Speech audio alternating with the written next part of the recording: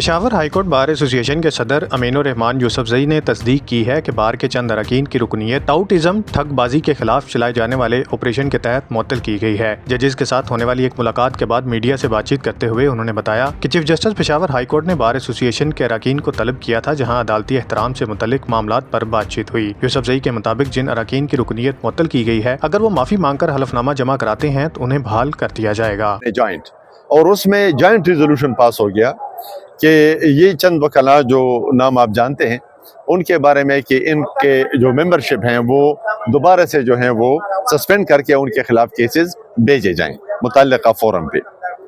फिर हमारे साथ राबिते हुए और ये राबिते इस लेवल पे थे कि हमारे कुछ साबिक़ा सदूर साहिबान भी इसमें आ गए। उन्होंने कहा कि अगर ये लोग माफ़ी मांगे, हमने कहा हम तो दरवाजे बंद नहीं करते, आ जाएं हमारे साथ बैठ जाएं और आइंदा के लिए जो है ये काम बंद करें। बहरहाल फिर जो है ऑल ऑफ अ सडन एक कंप्लेंट हमारे सामने आ गई और उस कंप्लेंट में हाई कोर्ट बार एसोसिएशन और पेशावर बार एसोसिएशन और उनके जो मोअज़्ज़ज़ अरकान बार हैं उनके खिलाफ जो है वो कंप्लेंट और वो मुख्तलिफ फोरम्स को भेजी गई। उसमें शबीर हुसैन गज्ञानी थे, वो कंप्लेनेंट थे, और अली अजीम भी उसमें को कंप्लेनेंट उसको कह सकते हो क्योंकि उनके बारे में भी ये बातें आ रही थी। तो वो जो उसने कहा कंप्लेंट में वो दुरुस्त नहीं था, लेकिन फिर भी एक बोंचाल आ गया।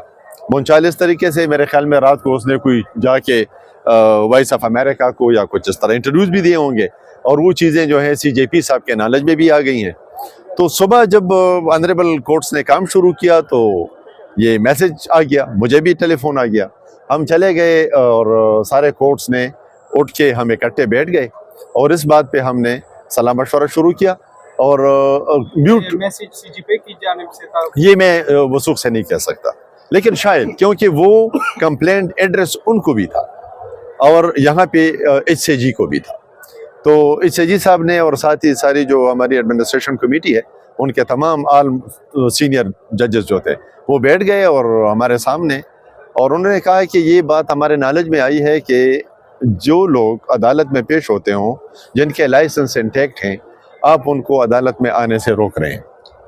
हमने कहा नहीं, ये हमारे खिलाफ एक बात है, लेकिन अदरवाइज हमने बार मेंबरशिप सस्पेंड की है, हम बार में नहीं छोड़ेंगे उनको, लेकिन अगर वो अदालत में आना चाहें तो आएँ। उनका जो प्रिंसिपल कंप्लेनेंट है वो तो एक FIR में चार्ज है। तो मैंने कहा अगर वो आएगा और पुलिस उसको गिरफ्तार नहीं करेगी तो फिर जाहिर है हम रजिस्ट करेंगे।